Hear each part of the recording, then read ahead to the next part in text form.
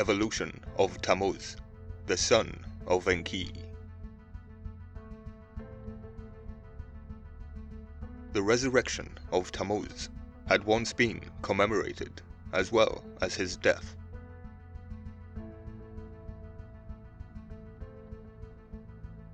And the festivals had been identified not only with that of the Egyptian Osiris as at Gebal, but also with those of other Semitic forms of the sun god, of Hadad and of Rimmon. When Macrobius states that Hadad meant the only one in Assyrian, he implies that Hadad or Hadad, the sun god whose festival fell after the harvests of the autumn, was identical with Tammuz. In Babylonia, Tammuz was the sun god of the spring. His foe was the summer heat. His death was mourned in the month of June. If there was another feast, in which grief gave place to joy at his restoration to life, it was separate from that which celebrated his death, and must have taken place at a different time of year. In its transplantation to the west, however, the cult of Tammuz Adonis underwent a change. He was identified with the other forms of the solar deity.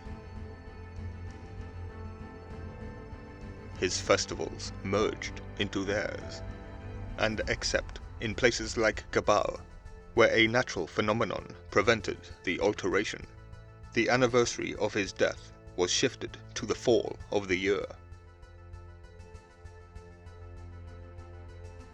He ceased to be the sun god of the spring and became the sun god of summer.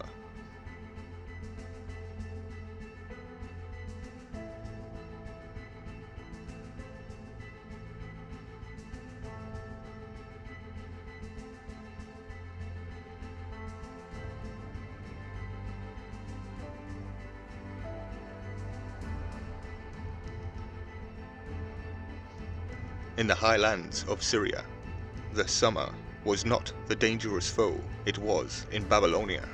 It was, on the contrary, a kindly friend, whose heats quickened and fostered the golden grain. Winter, and not summer, was the enemy who had slain the god. The story of Tammuz was not of Semitic invention. However, much of it may owe, in the form in which we know it, to the Semitic imagination. The month of Tammuz was called in the Akkadian calendar the month of the errand of Ishtar, a clear proof that the legend of the descent of the goddess into Hades was already known. Nor is the name of Tammuz itself of Semitic origin. The Semites did not agree about the precise form that it should assume, and it is probable that the form Tammuz, which prevailed in the West, was due to a popular etymology. At all events, the Assyro-Babylonian form is not Tammuz, but Duzu.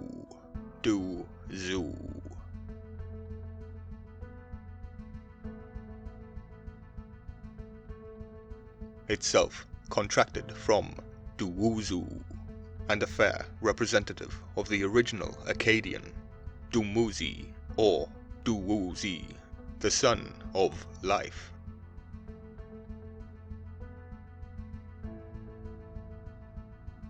The word was interpreted by the Semites as meaning the offspring, the only son. But it may be merely a shortened form of the name Dumuzid Abzu, the son of the spirit of the deep. The spirit of the deep here being Enki.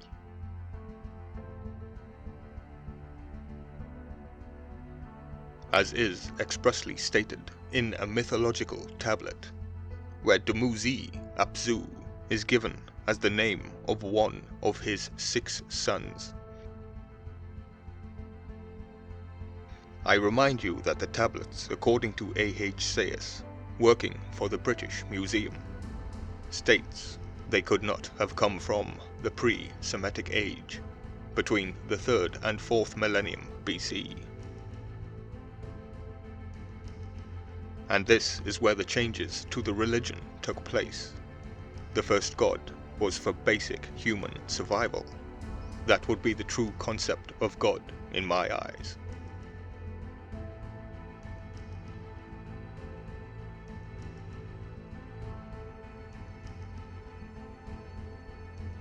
And what follows is interesting after working on the true form of the Anunnaki gods.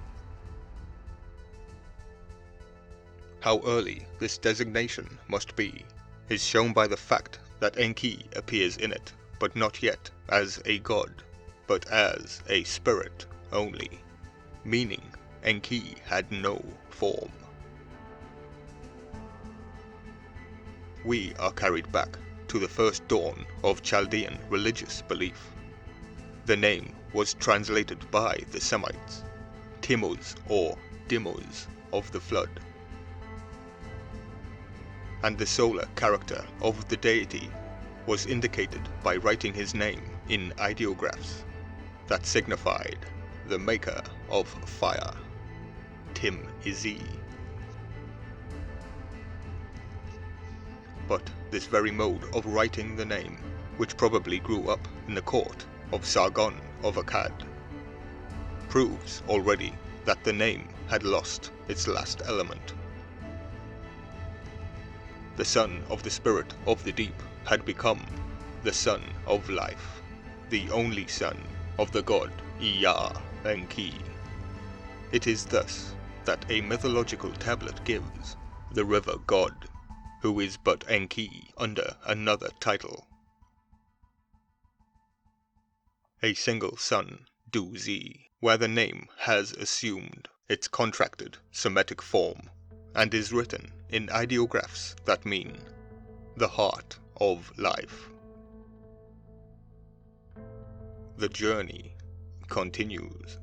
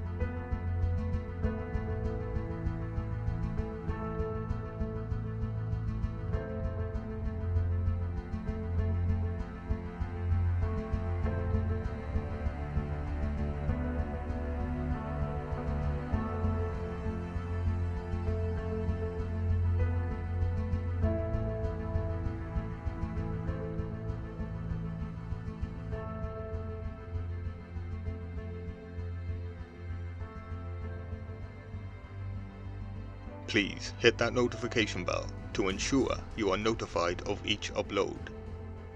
Share, like, comment and subscribe to support the channel for more ancient mystery.